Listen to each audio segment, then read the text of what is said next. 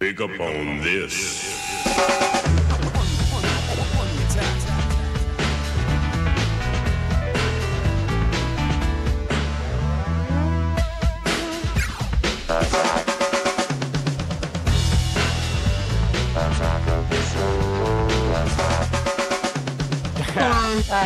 Yes, you said it, Chewie. You said it, my friend.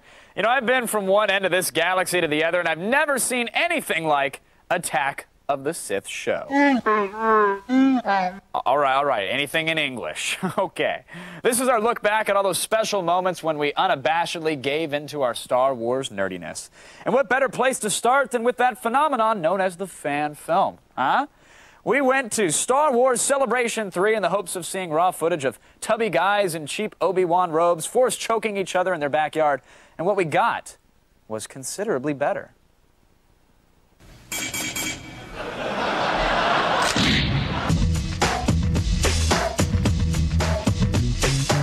This is not the license you're looking for.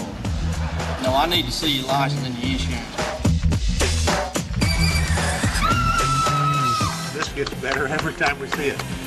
Now, one of the really big events here at Star Wars Celebration 3 are the fan films. There's 140 entries from all over the world, and they have to be kind of like a lighthearted spoof on the whole Star Wars saga. Or else George Lucas will sue them. The winner of the 2005 Spirit of Fandom Award is Mark Rossiano for Boba.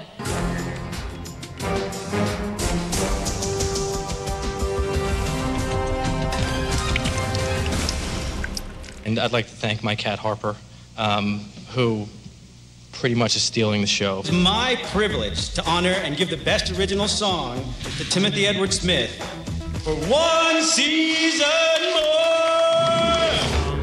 Where far, far away. I'm just blown away and really just kind of speechless.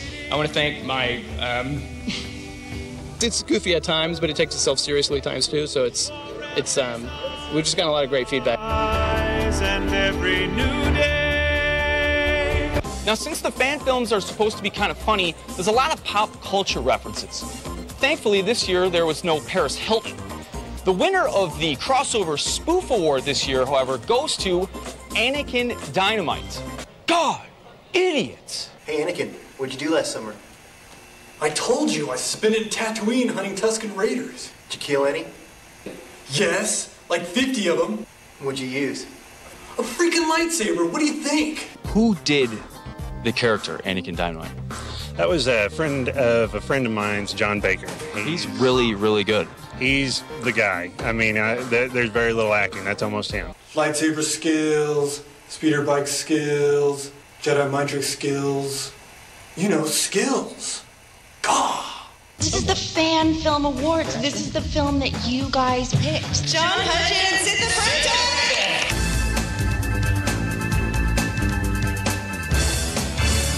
You three are going to put on a talent show.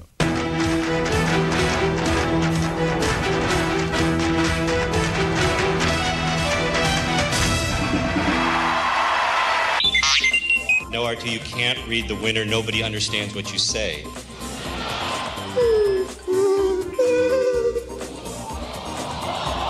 The Best Comedy Award is Robert Reeves for Cheap Seats.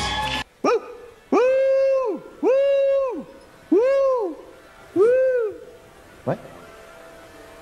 We did? Oh, okay. Woo! Woo! Woo! Woo!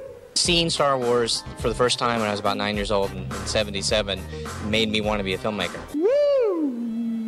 Now, speaking of Mr. Lucas, he actually gives his blessing to the whole fan film thing. And this year, he's actually picked a winner. It's called For the Love of the Film, which is kind of ironic because it's arguably better than Episode 1. Help me, Obi-Wan Kenobi. You're my...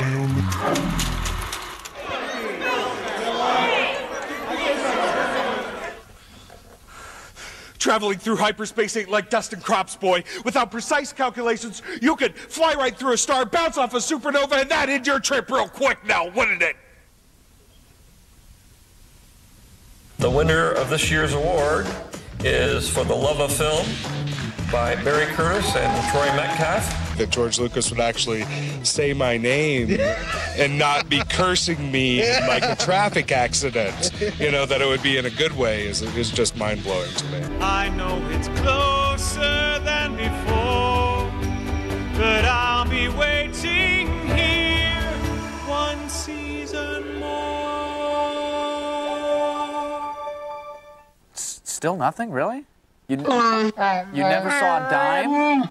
Well, you know what? It's your own fault. You should have learned from Paris Hilton. I'm just saying. Just saying. Look, Chewie and I need to sweep the studio for Minox, so give us a minute. But after that, we find some practical uses for Jedi Hocus Pocus.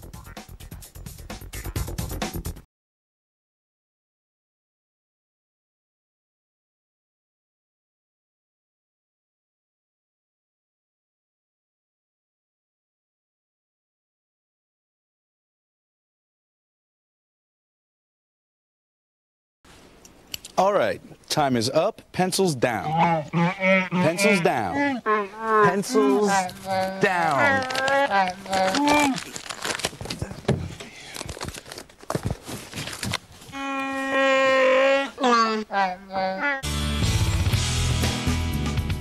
That's right, you're watching The Attack of the Sith. It's our look back at the show's favorite Star Wars moments. Now, even if you think the Force is a bunch of simple tricks and nonsense, you'd have to admit, it'd be pretty cool to be a Jedi sometimes, right?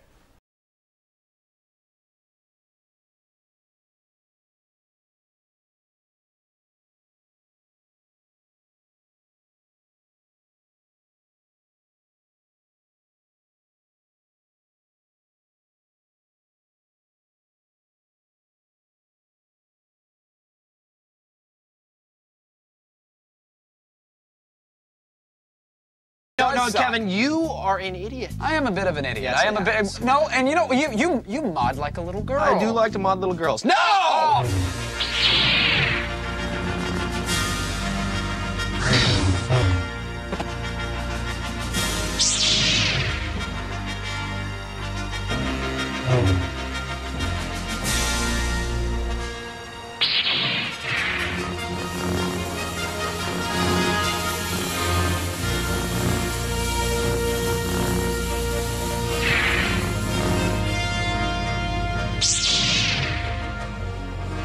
You're a little monkey boy who likes to be spanked. You are a monkey boy who likes to be spanked. You like to spank. See, you're a dirty man. You're a dirty sick man. Quit hitting yourself. Quit hitting yourself. You quit hitting yourself. Quit hitting yourself. Quit rubbing your nipples. I'm not rubbing. Yes, you are. I'm gonna kill you. Oh God! Oh.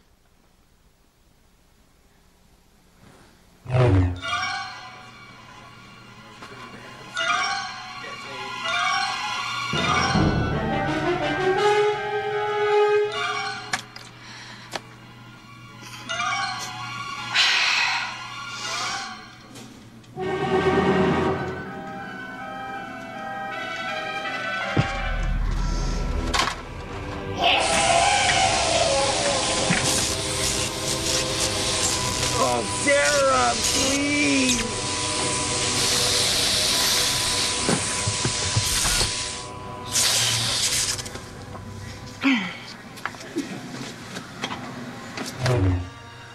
Hokey religions and ancient weapons, no match for a good blaster your side, kid.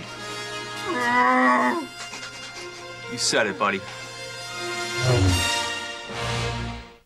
Who are those clowns at the end? Yeah, whatever. You know, they say that the Force powers, they really only work on the weak-minded. So, well, why don't you go ahead and hump that cameraman's leg over there? All right, it was worth a try at least. All right, now, when Mark Hamill came on the show, you know, we fully intended to discuss his... Get this thing away from me! Get it off me! All right, we fully intended to discuss his animated voiceover work and his comic book series Black Pearl, but come on, it's Luke Skywalker. It was inevitable that Star Wars was going to come up. Super Robot Monkey Team Hyperforce Go! If you need a hero, that's our name, you should know. Super Robot Hyperforce Monkey Team Go. That's not easy to say, is it? This one was particularly hard for me to memorize, given the Alzheimer's, which is quite sadly spreading. Did we say it right, by the way? Super Robot Monkey... Hyperforce Go. I am Skeleton King. You notice I hesitated? because I don't want to accidentally say, I'm not even going to say what I did. I'll tell you off camera. I called him by the wrong name. And phone calls flew. Hey, I can get my mind around a robot monkey, but that's about it at this point. And isn't that enough? You'd think that would be enough, but no.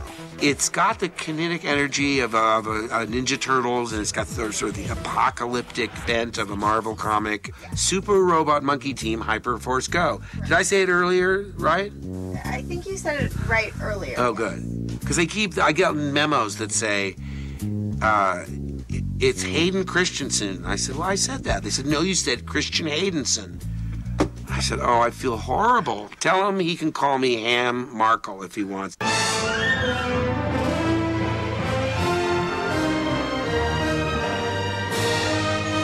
Sir Peter Hall said when he was directing me in Amadeus. Must admit, I've not seen the Star Wars films. I've never had a problem with that. But yeah, what card-carrying pop culture geek would admit I didn't see those movies? Kevin, shame on you. Shame on you. Now force yourself to see the original trilogy.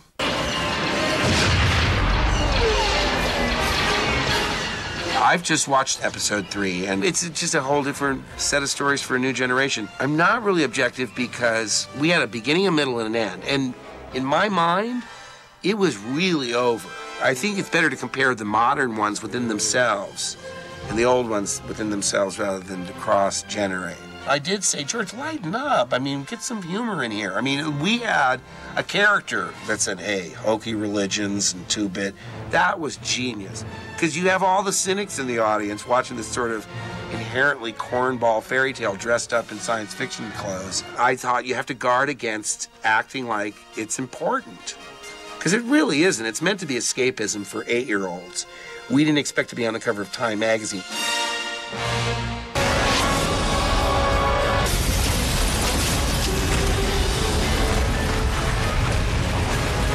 The Batman series is still one of my favorite shows I've ever done. It was so well written, had a nice sense of variety, from the dramatic moments to silliness and satire and all of it. And then we string him up and drop him in the tree. Any questions? Joker's one of those characters that'll be reinterpreted like Hamlet, and there's no definitive. I love Jack Nicholson. I thought Cesar Romero was great. I mean, I would have asked him to shave the mustache, but other than that, it's perfectly legitimate to reinvent it for new generations. Not now, Pooh. My audience who waits. I realize with animation, you're not going to be seen, you're probably not going to get a lot of recognition, and it was really good and healthy for me to realize, who cares? I mean, if you really enjoy what you're doing at the time, you're working with people that are a lot of fun. There's no downside. I really feel a kinship. I think the fans know, I mean, that I'm one of them. Vicky Vale can't go into the Batcave. Alfred is so fired, you know, that kind of, I said that. Robot monkeys, so overrated. Now, I have, in the interim, seen some of the Star Wars movies, so... Oh, well, come on, there's like 8 of them. Give me a break. Jeez. Speaking of breaks, you're getting one now, but then we let the Empire try and recruit your sorry ass, and we have a look back at the making of the Revenge of the Sith video game.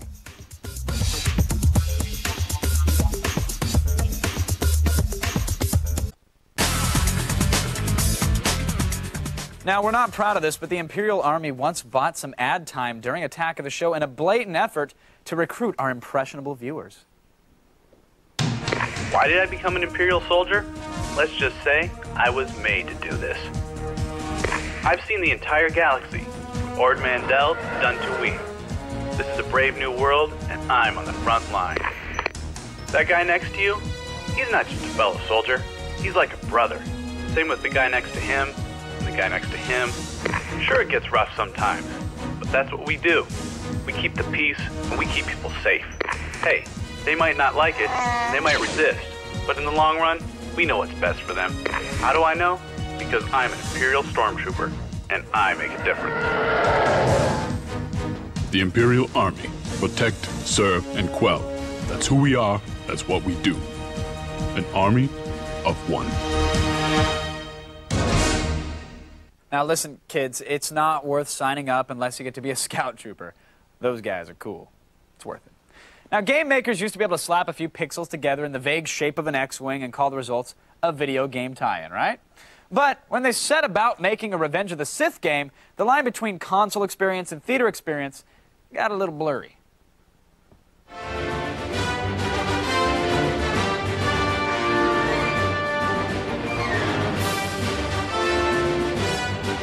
LucasArts and George Lucas wanted to make sure that the Episode 3 game experience was just as complete and as authentic as it possibly could be. So we've been working with George from the beginning. We were actually on set in Sydney, just to soak it all in, to walk around in the sets, and of course to be there the week that they filmed this totally exciting, emotionally packed final duel between Anakin Skywalker and Obi-Wan Kenobi. It was awesome.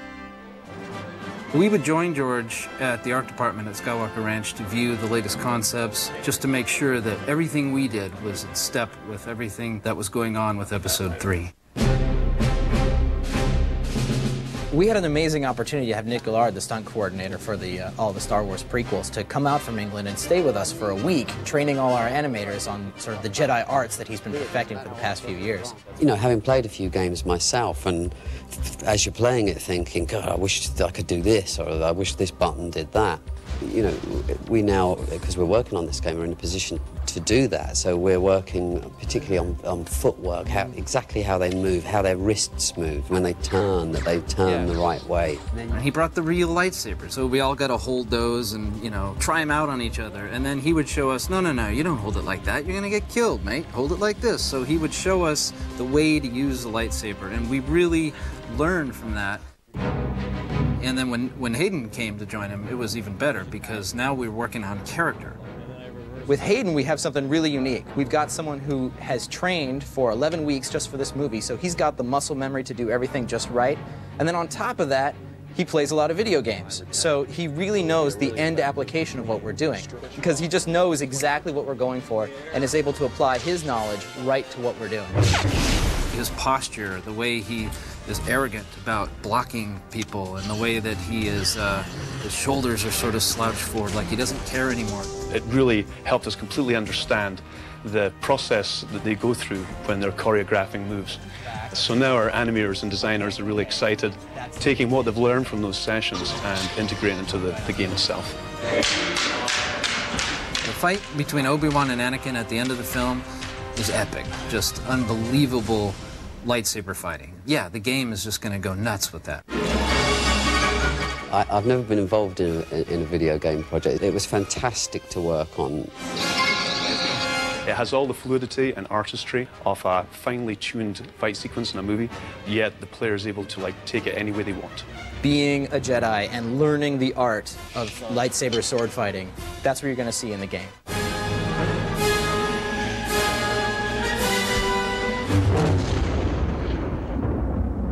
Yeah, whatever. I still say nothing beats a good blaster by your side, huh? Right, and a good sandwich. A good blaster and a good sandwich. You're always on point, buddy. All right, you scruffy-looking nerf herders. I'm taking a head count when we come back, but then we take a fond look back at the worst of Drunk Vader, and we recall oohing and awing over some Star Wars Episode 3 concept art.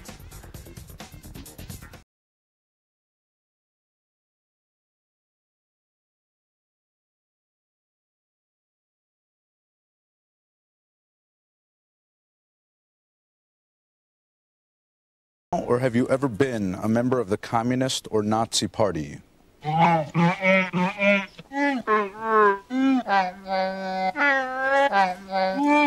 Okay. Have you ever worked as a spy for another country?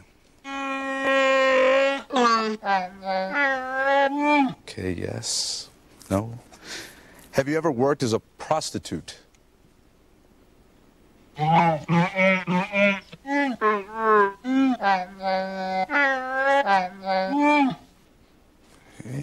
And would you be willing to take up arms to defend the United States? Okay.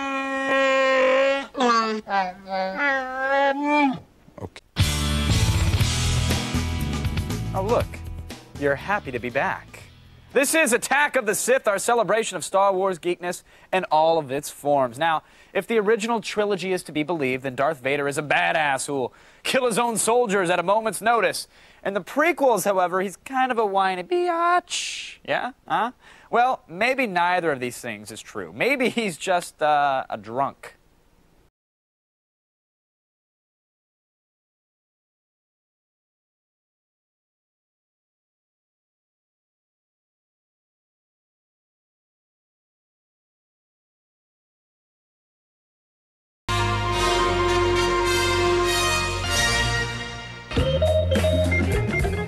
This is Drunk Vader. We're here at the ArcLight for a large gathering of sweaty Star Wars nerds. Vader here. Attack of the Sith. What number is it? What number is it? What are you looking at, buddy? Huh? I didn't like the sound of that. You know what? I don't like the look of you.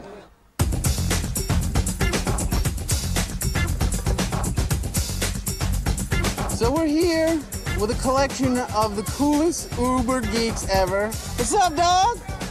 Yeah. Give me the pound. Oh. My name is Princess Chela. Chela. Chela. I didn't know Princess Leia was Guatemalan. You're 3? Yeah. And you're already a nerd? So we're here with the Walmart version of Boba Fett. Walmart Fett. What's up with the costume, buddy?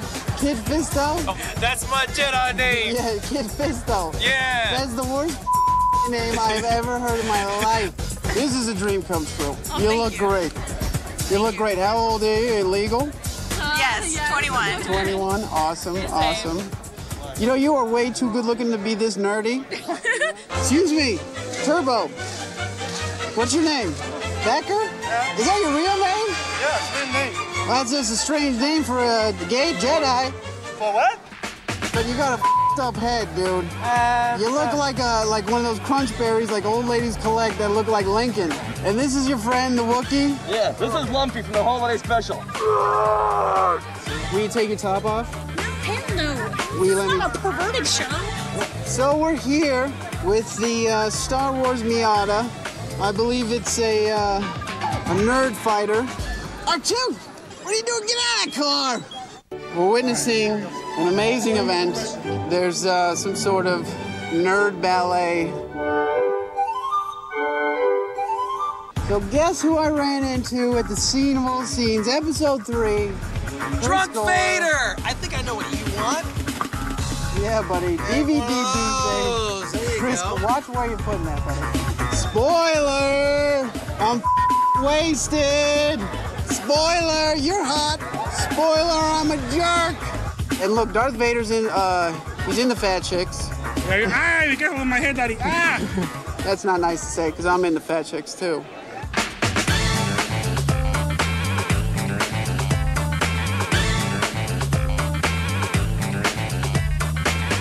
See you guys later. You know what? Me and D2 got a lot of business. You hold down the fort. Okay. You know I'll talk to you later.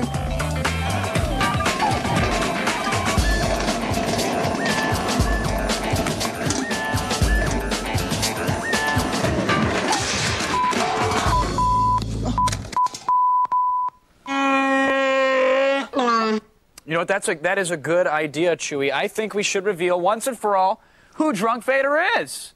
That's right, everybody. It's Sarah Lane. She drinks a lot. In the months leading up to the release of Episode 3, we were just like any other Star Wars fan, you know, trying to dig up as many pictures and plot clues as we could. And one of the people who really helped us out was concept artist Stéphane Martinière. So you have done some really cool stuff. I went through your website and your book. What are some of the projects that you've worked on? Well, the last big one was iRobot last year, which was released. I also worked on Uru, the Ages Beyond Mist. Very cool. That was a game for about 3 years. Project like Star Wars 2 also, The Astronaut's Wife, Virus, Red Planet. So a lot of projects in 15 years of working in the movie industry. Wow, you've been all over the place. Yeah. What kind of information did they give you when you took on Revenge of the Sith? Very little, actually. I was at the very beginning what they call Blue Sky, where it's just about developing ideas, very quick. And so, we had some very brief lines about, different planets, different environments, and we were exploring different looks without really being tied to a particular design. And then from that point, George was picking up some ideas, deciding, which one was more interesting, and then start to zoom in slowly into a more detail of the area, until we reach a point where the design is final. Very cool. So what are we actually have some of the different clips. Can you explain to us some of the stuff that we're seeing here? Yeah, this was a street that was developed for Coruscant on episode 2. Some of the design did make it, some didn't. This was a long shot of the down on Coruscant called the Canal Sector, and then the Ring Sector. It turned out to be too architectural, much too big for what George had in mind at the time. I was thinking actually maybe on using it on episode 3, and so as of today, I don't even know if it's making it a movie, but that was one of the process of developing ideas right off the bat and exploring, as far as we could, and then see how George was responding from it. And then here's some droids right here. How do you go about creating, new droids and things that have never been created before? Does George sit down and say, this is kind of what I'm looking for, or do you just kind of go free? Or absolutely. I mean, the idea behind all these droids is that they were supposed to represent different races. And so we wanted really to carry the idea that there's different planets, different type of races, and each race has its types of robots, so that there's really a mix of different shapes and forms all over the spectrum. So it's not just the typical, robots that we've seen so far. Now it's like multiplied by 100 planets and 100 different worlds. Wow, that's very cool. Yeah. So tell me about your design process on the computer. Now, is this something that starts off with just a sketch and then you move it to the PC, or are you working in Photoshop full time? How does that work? Very traditional at the beginning. I start with a sketch, very, very rough most of the time, just to get the composition going. This is beautiful. What is this right here? This was for a book cover based on the Ringworld series. And I tend to work in a very classical way, so the first thing that is most important to me is to come up with a mood and a feel for the overall, and find out, very, very quickly a palette that's going to build up and create the paintings. So it's building layers upon layers, the way a traditional painter would do it, with its own colors. So there's no 3D. I mean, some of this stuff looks like you could have used Maya or a 3D application to help you out, but this is just all. I mean, there's no photographs that you took to bring into this for the clouds. Is this all Photoshop? Actually, Photoshop is what it does best. It allows you not only to paint, but also use photographs and use them as textures. Simple, sometimes elements that you can manipulate, and so it's a whole of mismatch of what works based on what the painting dictates. And so some paintings would use more of a Photoshop in terms of using more photos for textures. Some others would be more classic and use more paintbrush. I see. Do you have another example here that we have pulled up? What is this one here? This one was for another a book cover called Elantris, and this one was based on a very classic, princess stories, but there was these huge architectural elements, and there was this kind of dark side to the story that I tried to capture with the environment and that giant cities in the background. And again, it's one of these very classical approach to try to come up with a color and a mood very quickly and then build up from it. The book that I have talks more in detail about, the exact process step by step. So, speaking of books, you're also featured in a new Star Wars graphic novel, though, right? That's right, yes. Tell me about that. We were approached about a year and a half ago, the entire team of Star Wars 3, to come up with our own graphic novel. We had the choice to do pretty much whatever we wanted. The only requirement was that it had to stay in the Star Wars universe. But that's got to be fun. I mean, they give you kind of absolutely. Free realm to just do whatever you like. For me, actually, very, very much, because for years I had been trying to do comic books and never had a chance to finish one. So this was, the chance for me to do something finished. And, it's like, what can be any better than doing it for Star Wars? Very cool. Can't wait to check that out. Thanks for coming on the show. Well, thanks for having me. All right, I don't know about art. I just don't. But I know what I like. Yeah. Hey, remember we talked about all those Star Wars fan films? Well, we're going to chat with the guy behind one particularly good one, Star Wars Revelations, next.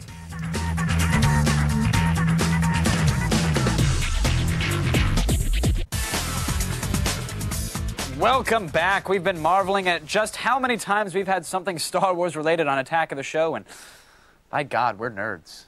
Yeah. It's all right, though. It's okay, because guests like Star Wars fan film creator Shane Falux, well, they know exactly where we're coming from.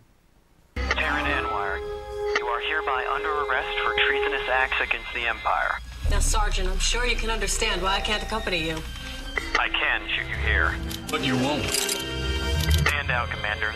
This is Imperial business. Corsac is still the reigning authority here. I have reinforcements on the way. I say again, Commander, stand down. Is there a back door to this place? Unfortunately, no. That one?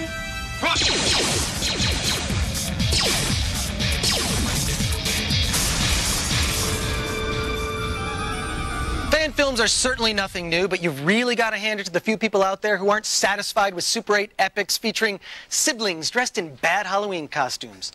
Shay Fay Lukes, director, star, and executive producer of the Star Wars fan film Revelations, is one such person. Shane, welcome to the show. Thanks, man. Thanks for having me. Cool. Now, tell us about the story for Revelations. I mean, this picks up right after Revenge of the Sith. Yeah. We think it ties in pretty strongly. I mean, it ties in which the Jedi Temple has been completely destroyed. The Jedi are now being hunted.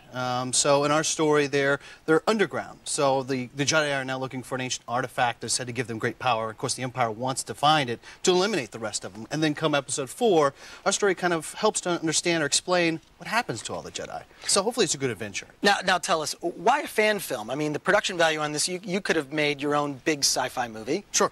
Well, I mean, first and foremost, we're fans.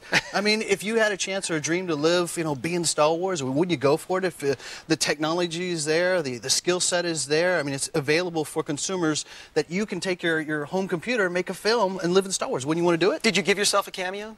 I didn't want to. I swear I didn't want to act. You didn't want to put on the Jedi robe? Come on. No, we don't wear Jedi robes, But my wife, Dawn Cowings, who's the writer and producer and costume designer of the film, she wrote Cade with me in mind. I just wanted to direct, but I couldn't find anybody since it's independent, so I said, fine, I'll do it. Let's talk about the special effects in the film. I mean, they're spectacular for something that's, gosh, homemade. I mean, what software did you use? How did you do those 3D renders? Tell me how you achieved it. We used anything and everything in the kitchen sink that we could throw at it, and it's a unique combination because it's really never been done. We're making 3D Max, Lightwave, Bryce, Cinephore, Terrigen, making it all play together, and everything's coordinated online. So you're taking all these applications and making them work for one production. So it's kind of cool. How much is that software? Well, it varies from length. I mean, you're talking about your Give me the high end and the low end. $5,000 down to a couple $100. Okay, for which kinds? For Max, Lightwave, Cinephore, and Maya, those are your high end. Your low end, which would be Bryce, Terrigen, a lot simpler, well, not simpler, but affordable solutions. And even today, the prices keep going down, so where your consumers can pick up and start creating these things. Now, there's this amazing sequence that we're about to take a look at, the shipyard scene. Can you set this up for us and tell us what's happening here? Yeah, I mean, the shipyard almost didn't get made, actually, and wanted a whole action sequence to climax for the close before that. So it's done by one artist who did it in 2 months, believe it or not, and it's a whole action sequence.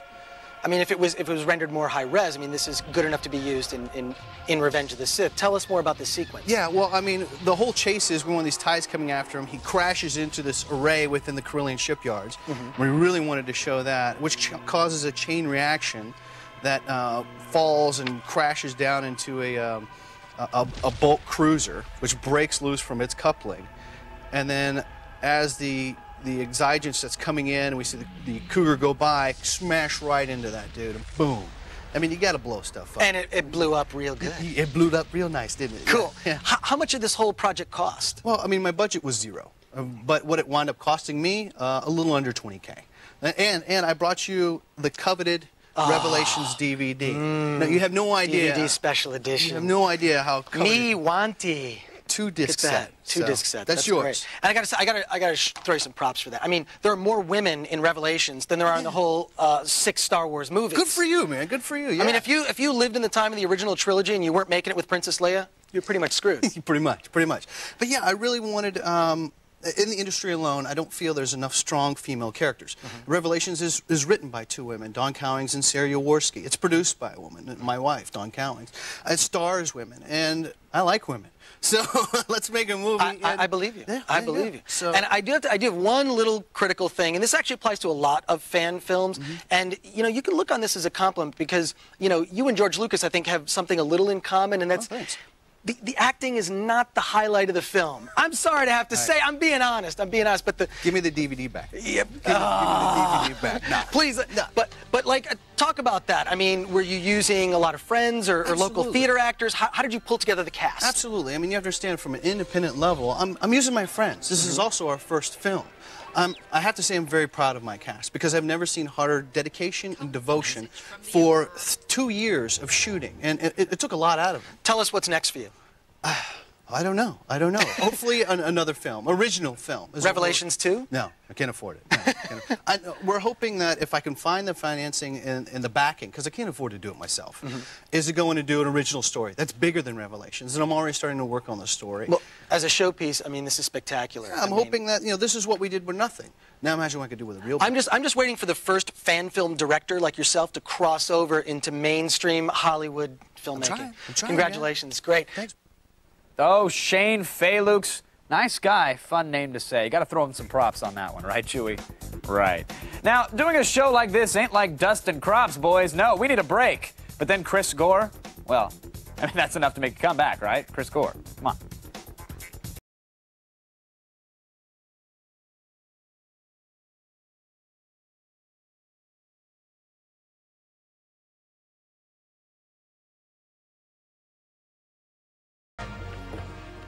I've known Chewbacca since he was an Ewok, and this guy's the best. I remember one time we were in Vegas. You remember that? I woke up in a bathtub full of ice, and then that Komodo dragon. This guy rubbed lotion all over my area. Not a lot of people do that. That's right, you know what I'm saying? Sid is sitting right here. Sid is, oh, I'm done.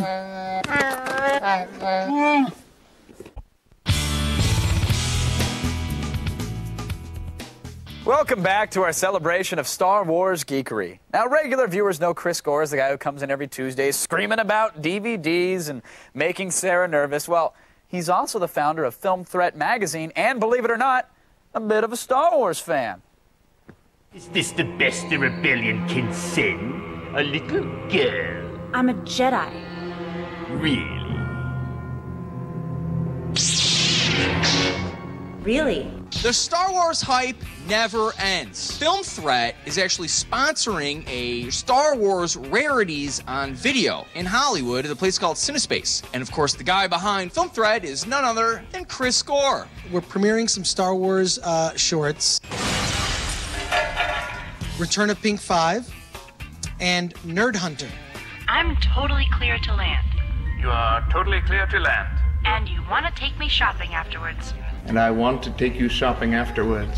Pink 5 is this valley girl who is sort of peripherally involved with the characters from Star Wars, and she's kind of in the background. I don't really care what you heard. The other guy totally shot first. We get to see her in a slave Leia bikini.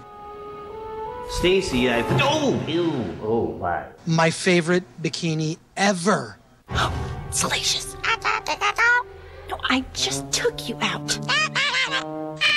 Well, you're gonna have to hold it. I'm busy. Get off my leg. No, you don't. People always compare it to like Clueless meets Star Wars. In 2003, we won the George Lucas Selects Award for Pink 5, which was such a Cinderella story. It cost $4 to make that movie. And then in 2004, for Pink 5 Strikes Back, we won the Audience Choice Award, which was equally awesome because the fans picked us. What I told you was true, from a certain point of view. You're making this up as you go along, aren't you?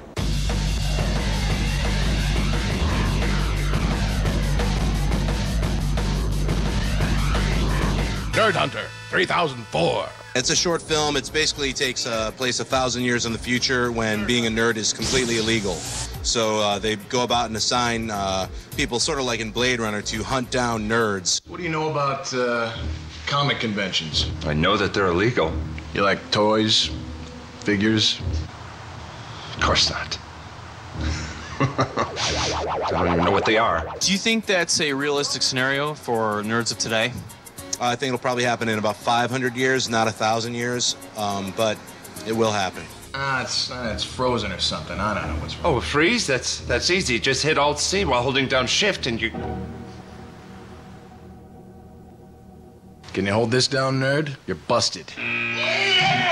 Being a nerd myself, I know that we're very dangerous and we've got to be stopped. Once there was a time when being a nerd was something to be respected. And now, don't forget what they did! We shot like 80% of Nerd Hunter green screen, and then the other shots we just stole from outside. Come on, Normal. Let's see what you got. So, are you really a nerd? Fully, full-on, geeked out nerd. Fully. Are you, what kind of... Whoa! What's that say? I heart nerds, because I am one, and, See, guys, it's not that bad. I'm planning a comic book convention, and I can feel it. You don't have any proof yet. I know how they think. I did.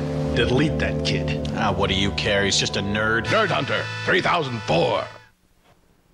Sorry, what? No, I don't know what Chris uses in his hair, but don't worry about it. You look fine. You got a good look going for you. You like it too, right? It's a little Sasquatch / Black Sabbath roadie thing. It's cool. I dig it. Don't go change it. Don't go changing. Look, we're almost done here, but we're going to answer some questions and maybe play a little Hide the Wookiee next. I meant that literally. Oh, come on. Attack of the show, baby. Attack.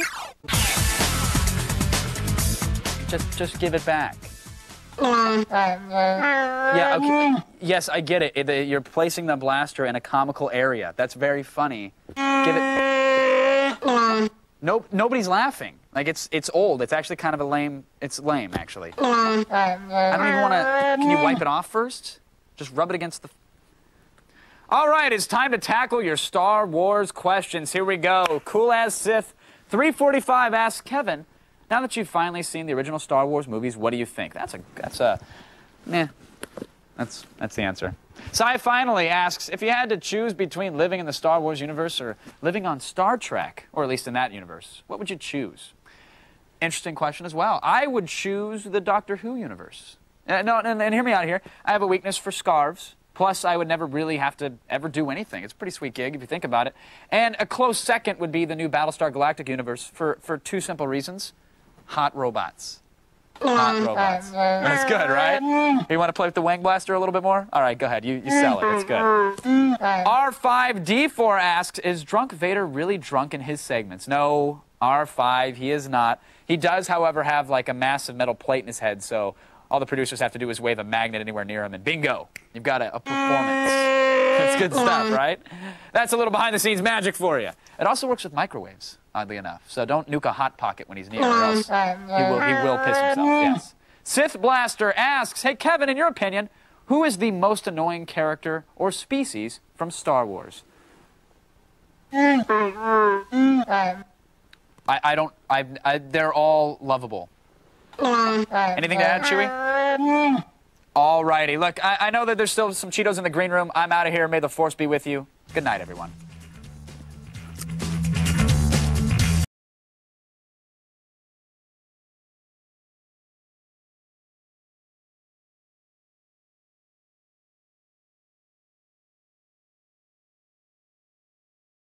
Show provided by Intel. Game on. Power up. Take control with the Intel Pentium Processor Extreme Edition.